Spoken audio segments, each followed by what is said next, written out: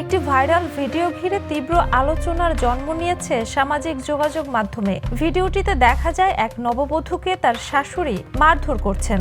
অভিযোগ উঠেছে বিয়ের পর দাম্পত্য সম্পর্ক স্থাপনে অস্বীকৃতি জানান এবং তিনি স্বীকার করেন পরিবারের চাপে এই বিয়ে করলেও তিনি অন্য একজনকে ভালোবাসেন।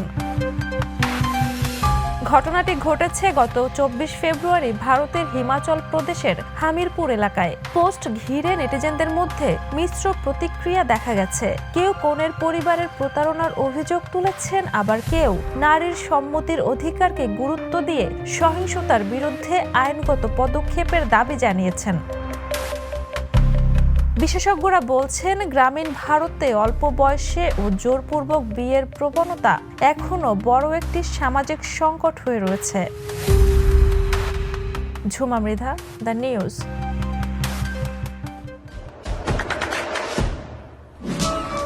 দেশে দেশে সবার সাথে দ্য নিউজ।